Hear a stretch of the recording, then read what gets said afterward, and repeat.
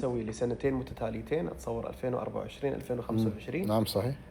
مدربة قديرة جدا وعندها خبرة كبيرة، تم تعيينها كمدربة للمنتخب المغربي اللي تحت 20 سنة في أواخر فبراير الماضي.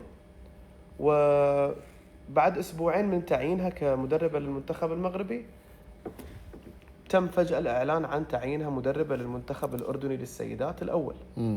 فكان في صدمة في الشارع المغربي إن هل هذا العمل راح يكون بالتزامن مع وظيفتها اللي تحت 20 سنة، لأنه ما كان في أي توضيح من الجامعة الملكية المغربية. فالموضوع ظل شوية يعني مستغرب إلى أن ظهرت في المعسكر الأول اللي كان مع منتخب الأردني للسيدات في شهر 5، وتكلمت وقالت احنا هدفنا الوصول الى كأس آسيا للسيدات. نعم. المدربة متواجدة في الأردن وهي على رأس القائمة الخاصة بمنتخب السيدات الأردن. نتمنى لها التوفيق بصراحة.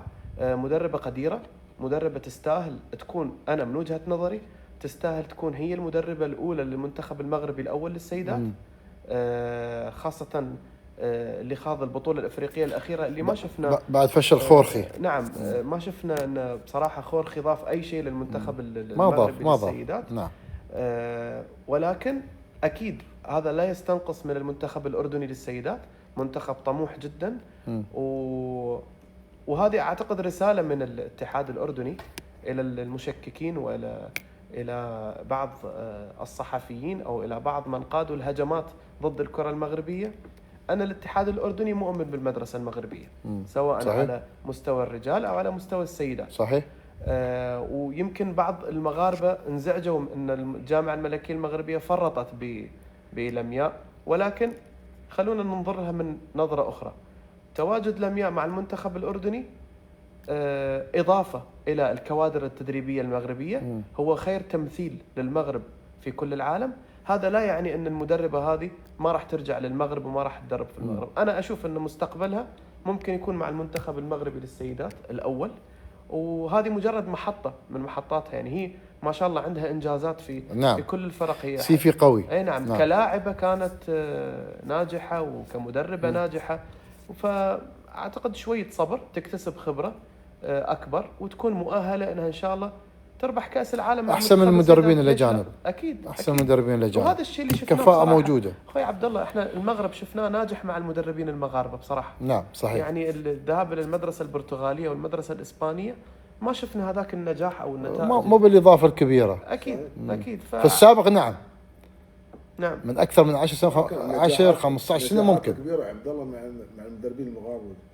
يعني طيب. نتكلم عن نتائج عالمية على مستوى كبير، نشوف المدربين المغاربة هم اللي حاضرين. نعم.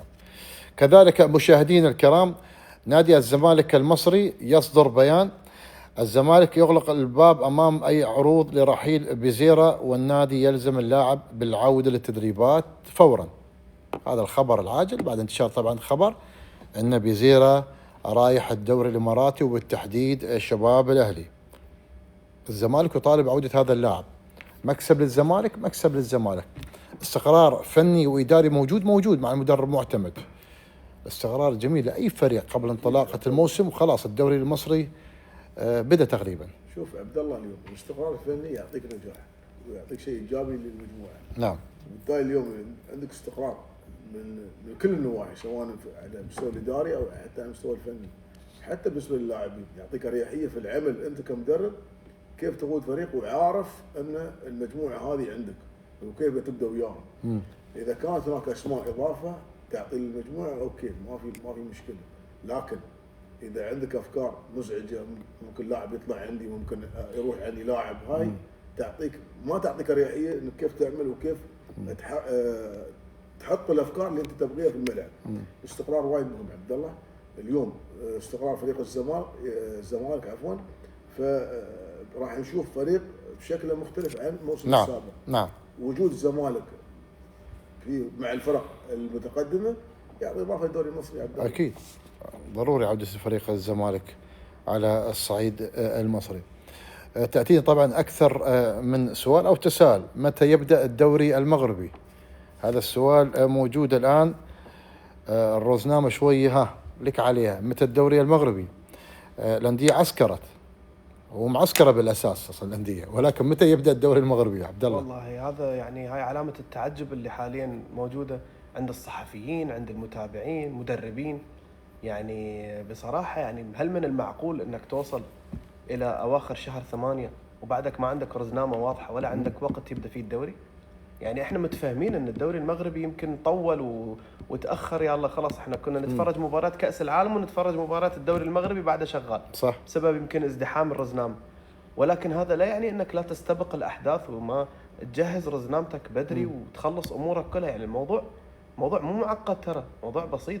يعني الانديه عندك، بس يمكن انا اعتقد ان اللي مأخر الموضوع هو عدم حسم موضوع الصعود والهبوط وعدم زياده الانديه. نعم، كان في تصويت الفتره الماضيه. نعم، فانت يمكن الموضوع هذا هو اللي اخر.